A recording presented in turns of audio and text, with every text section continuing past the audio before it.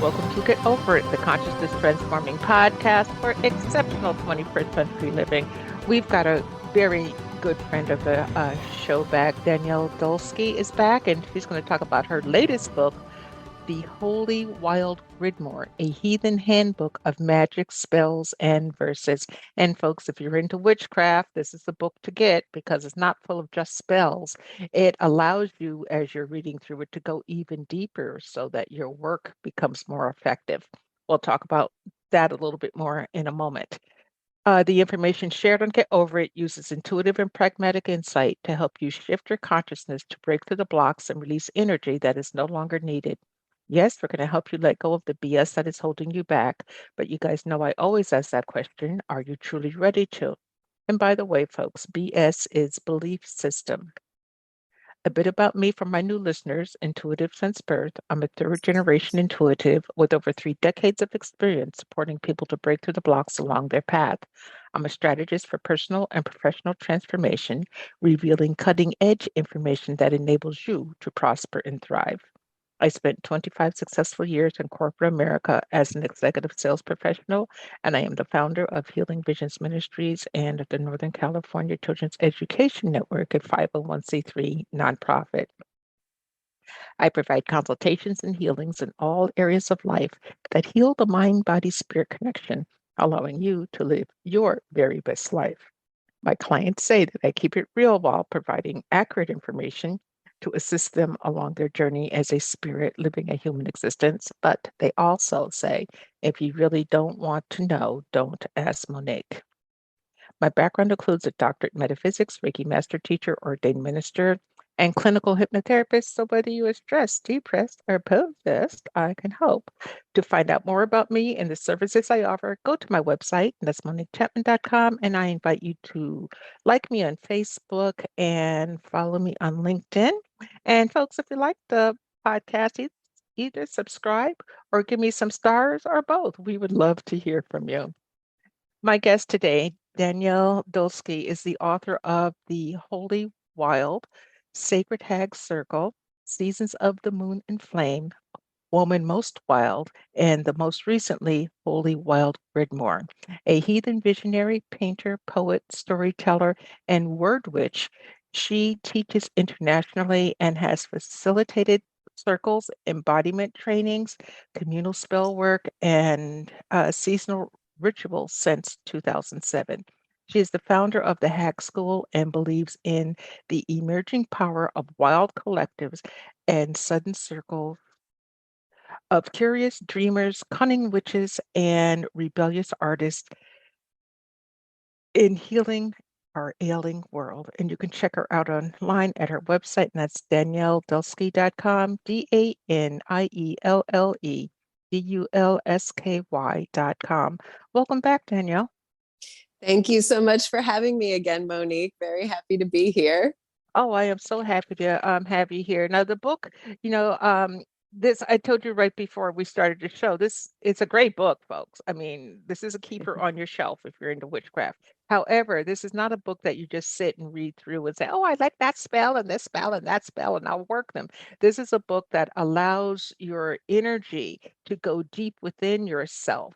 And as you are answering the questions, because there's many in the book, and if you want to do a spell or two, it's going to bring more power to it, in my opinion. So, Danielle, was that part of the intent for this book?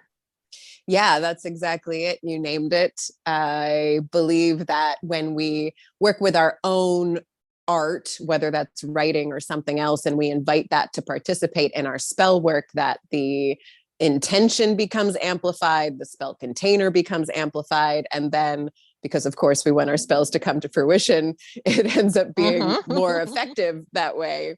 So yeah, that's exactly what my intention was for the book. Okay, and why the name The Holy Wild Grimoire? Is it just because the spells are there or what?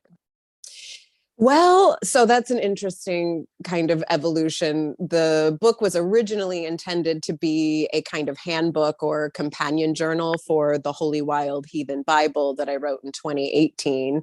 And when I started writing it, so it was originally the Holy Wild Handbook.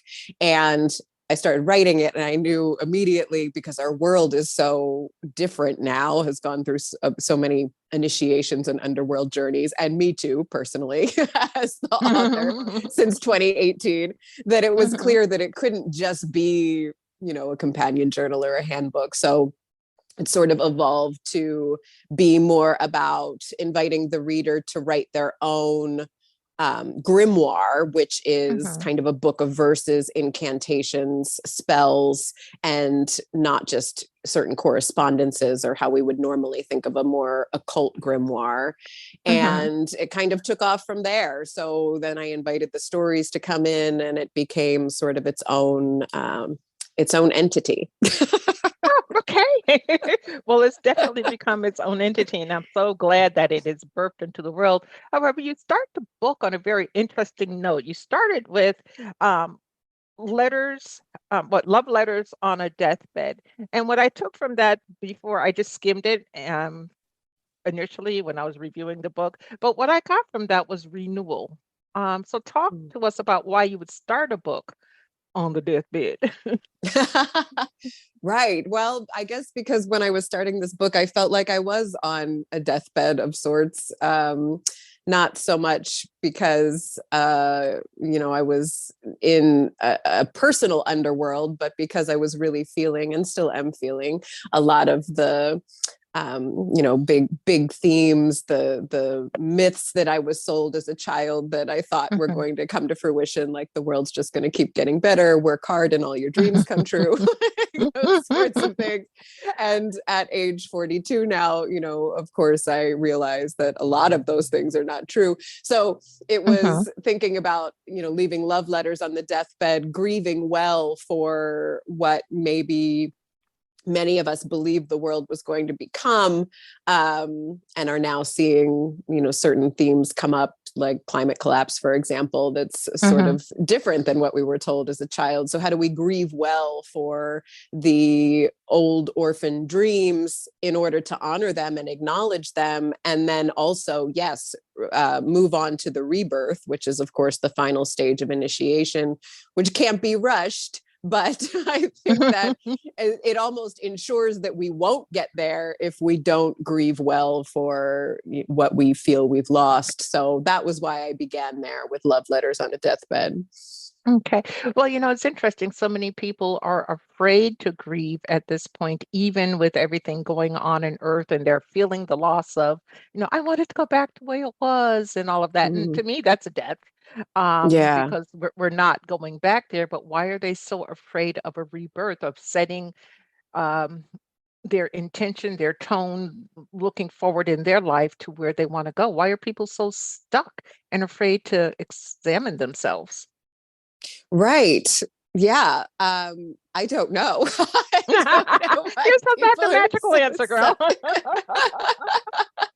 I was last night we watched the Sinead O'Connor documentary, and it was really good, but a lot of it's focused on, the 1990s and in Ireland specifically, but it's like showing these different things, and I was like, that was in the 90s. It's these horrible legislation and collective opinions about women and what we're allowed to do and that sort of thing, and it's like, that was not that long ago. And also, that's sort of when a lot of people of my generation, they look at the 90s as being like, oh, that's when things were good. That is not when things were good. Things were not good. And so, yeah, why do people not reflect? I think that we live in a very death and grief resistant culture, of course, and there's a reason why, we kind of lock our elders away when they're getting closer to death instead of revering them like we might if we lived in another culture.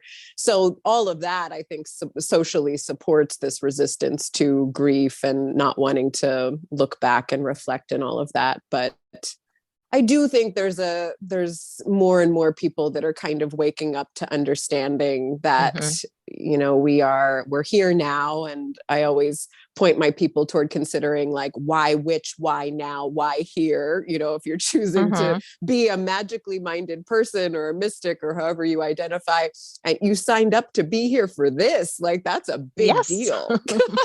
Yes. And it's important to find out what you're supposed to contribute. And it doesn't have to be anything big. I talk to Right. people every day and they're like, the world is going down the crapper and we need to do this and do this and do this. I said, well, what is the one thing you could do to make the world better? Right. And they get stuck on that. And I said, if one person does something to raise, Earth's collective vibration, we would be in a better place than we are now. Right. And speaking of Earth and her vibrations, in your book, you talk about the five elements: earth, wind, air, fire, and ether. How does that relate to us waking up, and how does that help someone who is a witch or want to be witch? Yeah. Yeah. Which curious or which adjacent? Sure. Mm-hmm. All are welcome.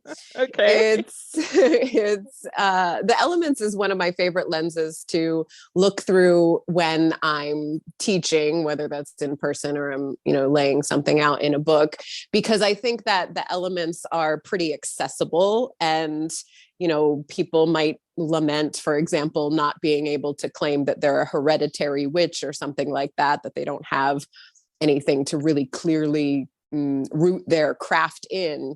And so what I Mhm. usually point them toward doing is, look to the elements, look to nature, where if you're here, you're human and you're of Mhm. the earth. So that is something that you can root your craft in, is just those five elements. So I do like that lens because it can organize certain life areas and aspects of witchcraft that otherwise they can just end up feeling pretty muddled.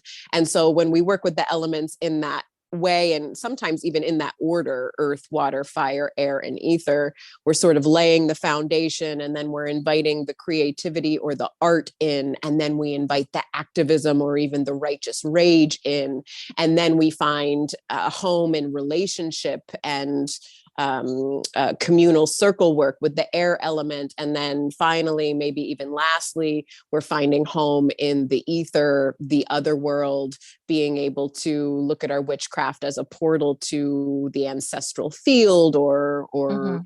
fairies, or whatever we might say is the wild unseen, and yet we know it's there. So that's why I work with these elements, because it's not so much a tradition that might exclude certain people. It's we're all here. We all understand what earth, water, fire, air, and well, maybe ether's a little bit more strange, but we all Mhm. understand what those elements are. And so that's why I work with those. But yeah, in this time of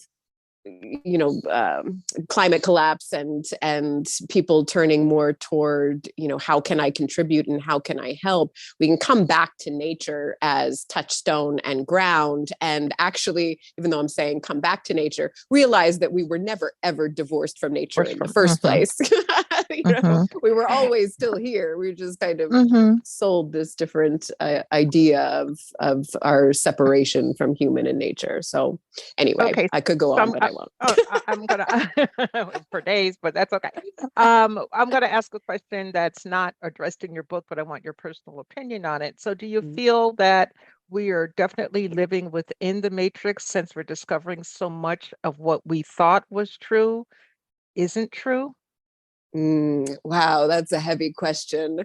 Are we definitely living in the matrix? I mean, my understanding of it for me is that we are moving more toward honoring what I might call the dream world. So thinking about how I remember my dreams pretty readily, and I can really clearly see how some of my dreams are very obviously prophetic. And, if I were to tell another person and they would believe me, they would, I think, be on my side and understand that Mhm. my dreams are prophetic. So I feel like we're moving toward a place in the human experience where dreams become amplified and more real, and linear time, because of that, kind of starts to fall apart.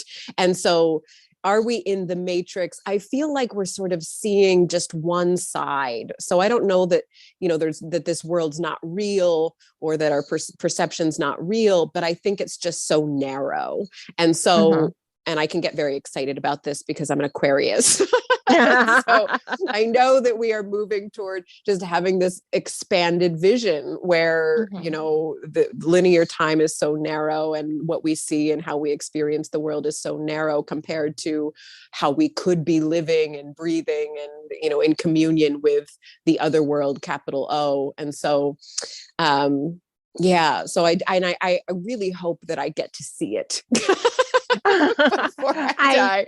I I feel I think you'll won't, get but to see it. I hope No, I get let's. to see some pieces of it at least, and Mhm. just get proof that I'm correct Oh, before I think it's I'm on my unfolding own every deathbed. day. Yeah, I think it's unfolding bit by bit every day. It's really interesting to watch the world these days. You Yeah. referenced something that I've been working with, and I had really just put it off for a while. And that's ancestral energy. I don't know why. It wasn't a fear to delve into that, but it was just almost as if, oh, that doesn't matter. And then one day I woke up and said, yeah, well, all of that made you. So tell Right. us about why it's important to know and learn about ancestral stories, why it's important to know who we truly are. Yeah. It's sort of like the big debate that I have in my witchcraft circles, how important is ancestry in, as I said, it's important to root your witchcraft in something. And so for Hmm. me, because my whole mother line is Irish, and also because that's like the one lineage that's pretty certain, my father line is pretty mysterious. And so I don't know a lot Okay. about my father's line, but my mother's line for Uh-huh. sure, they are all Irish, and all of my great grandparents on that side are from Ireland. And so, Hmm. that felt like a real touchstone for me. Like, the rest of my life is kind of confusing, but I know for sure that this is true. And Uh-huh. then I came to a knowing, like, as a storyteller, when I would learn and share Irish stories, it just felt like there was a familiarity to them that I didn't Hmm. necessarily have when I would share other stories. And that's not to say that I don't share other stories. I think that every story, especially an old story, has something in it for everybody. I think that there's an image in every single story that, no matter what your ancestry is, you can hear it and Hmm. be like, oh yeah, okay, now I understand. That's the oracle I was looking for from this story. So learning your own ancestral stories, it's important. I think, like you said, we're sort of the living ancestral altars, like we're Hmm. the breathing ancestral altars for all of our beloved dead. And so of course we don't want to completely exclude them from the conversation. And I think that for a lot of people, the more recently dead or the wounded dead, they kind of have these gnarly stories, and we don't necessarily want to invite them to participate in our witchcraft with us. But if we go back farther than that, the same lineage, the Hmm. same lines, we can always uncover, this deep kind of earth-based medicine. And so for me, that was very healing. And so, yeah, so, holding the tension of what might be mysterious in the lineages, and yet still looking and exploring and seeing what you can find. I think that is an important practice these days. Well, you know what I found interesting? I signed up for that Ancestry. Actually, my one of my kids gave me a gift, the ancestry.com, and I started filling things in, not thinking, a Black woman way back then, they're not going to find much. And there's Mm-hmm. limited information, but what I did do was I would sit and meditate upon an ancestor, a name, okay, Mm-hmm. and ask them to share information with me. And it's amazing the information that you can get, even from what life was like back in the 17 to 1800s to solving today's problems. So I think that ancestors are extremely important for us to keep a relationship with. Yeah, yeah, absolutely. And I love that. I love that practice. I might share that with some of my people. Yeah, focusing on the name as an anchor and then inviting them Hmm. to share. That's beautiful. Yeah, it just like opened a whole new world for me. Hmm. What can we do? What can the witches do in this time of crisis? Yeah. Well, Mhm. I think that the maybe overly simplistic answer is to look at what your art, or your particular art, your unique art or purpose is, and just keep keep at it. Like, we hear the word purpose and I think it gets really diluted in the New Age community, but the etymology of purpose is the thing to be kept in view. And so, if we can just hold on to what feels like a calling, and like you said, even if that feels like a really small thing, we don't have to necessarily feel a calling to march in the streets every day. Your calling could be, you're a painter or a chef or something. And then, if you keep that in view and then keep asking yourself to associate that with your ecological position, like, here's my purpose. Why this? Why now? Why here? Almost like a daily practice of asking those questions and holding the tension of those questions as unanswerable. If you can keep doing that, I think that it is always orienting you toward, the sort of best version of yourself, for lack of a better way of putting it. So, it doesn't have to be any high fire necessarily, activism right now, because there's a lot of mystery right now and there's a lot of uncertainty. And I think that being able to hold the tension of questions that we don't know the answer to is an important skill, and not one that we learned in school. Because we'd have to answer the question as soon as it was asked, right? And so how do we hold the tension of the questions that feel unanswerable and let them kind of be North Stars and pull us forward, the questions and not the answers. Okay. Now, in your book, you use the word witchery or word witches, and even in your introduction, you the word witch was there. So, what is that? Yeah, a word witch is something that I started kind of calling myself because I wanted to weave my two primary arts, which are witchcraft and writing, into one.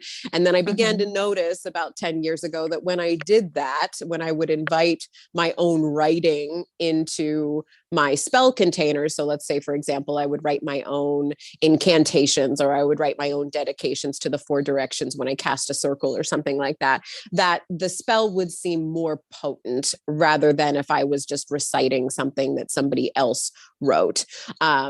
Or not inviting my art into the container at all. And so word witch is something that I started calling myself when I started inviting words, more my words than other people's words, into the spell containers. And then I noticed, okay, then there's other ways that I can do this. And so the Holy Wild Grimoire, the latest book, it's all about, the reader being able to really look at their own words as oracles and kind of, be able to use their own writing as a form of divination. And so instead of reaching for the oracle deck or the tarot deck or the pendulum or whatever it is, that other tools that I do use constantly, and I do still very much revere those tools, but you can also use your own writing, your own language. And it doesn't have to be, you don't have to identify as a writer or have this expansive poetic vocabulary. You can do that with just a simple answer to a question. You can see how, I already knew that because I wrote it.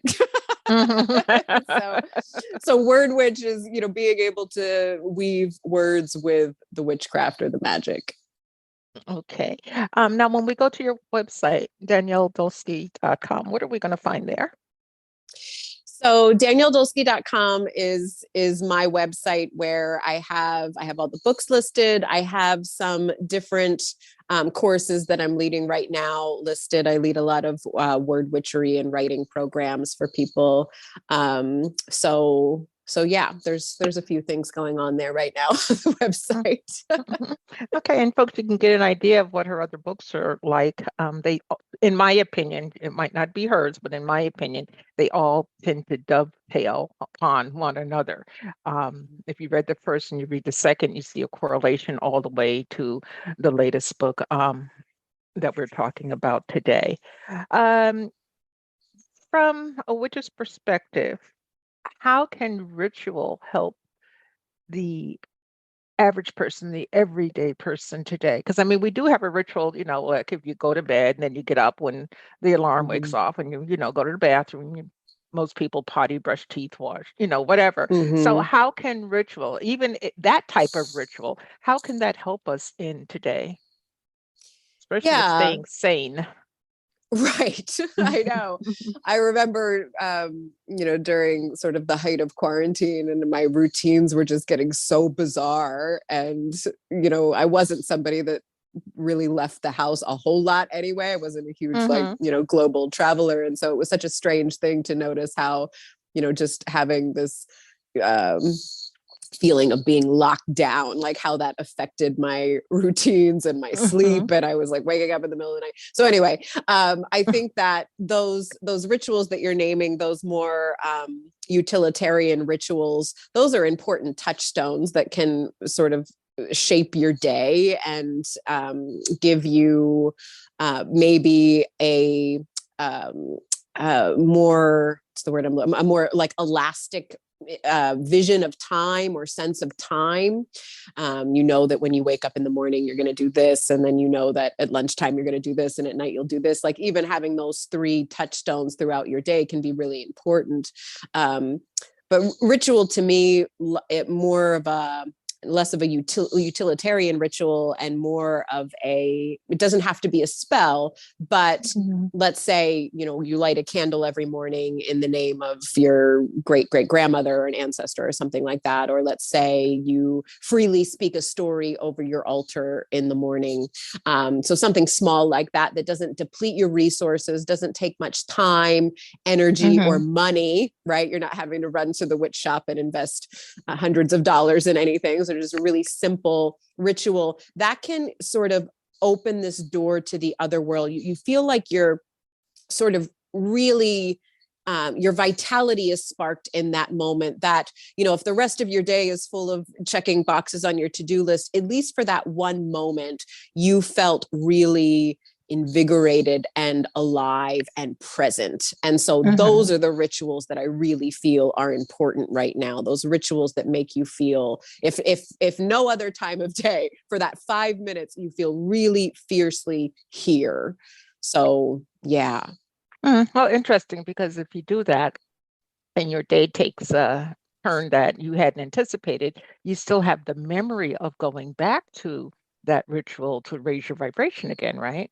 Yeah, right. No? Exactly. I think it's Michael Meade, who's a great storyteller, who talks about how you want to be able to go to sleep at night and say, wow, I was really alive for that one part of the day. That you want to be able to do that, even if the rest of your day was a nightmare. You want to be able to look at that one little window as like, okay, at least right then I was there. And so, this day had meaning because of that. Yeah. And folks, if you can't find anything, the simple fact of opening your eyes and waking up could be your thing. Okay. So you can always find something. Our time is almost up, Danielle. What is it that you want the audience to know about the book? What pearl of wisdom would you like to share? What pearl of wisdom would I like to share? Well, I hope that everybody, even if they don't consider themselves a writer or a witch or storyteller or all of these other things that I could name, that everybody finds something in the book that feels like medicine, even if it's just reading one of the stories that's in there and they find an image that feels like it kind of speaks to their soul or feels like it's somehow important, or they're, invited to write a poem and that poem ends up having a lot of meaning for them, or digging out a memory that feels like an oracle or important in some way, that they don't have to necessarily love and wallow in every single aspect of the book, because there's a lot of different layers to it. And so I hope that everybody finds something in it that feels like, a seed of something more. That points them toward what they're meant to know right now. The strange chapter in the human story. Yes, and especially in this day and age, there's a lot to take a look at. Well, Danielle, I really appreciate you being with us today, and to the audience, I appreciate you as we collectively get over it. I'm truly honored, and I appreciate everyone's time and attention. And please remember, the most important choice that you can make is what you choose to make important. Consider making the masterful choice of really digging down and getting to know yourself. About the blessings, light, and love to all. Agape.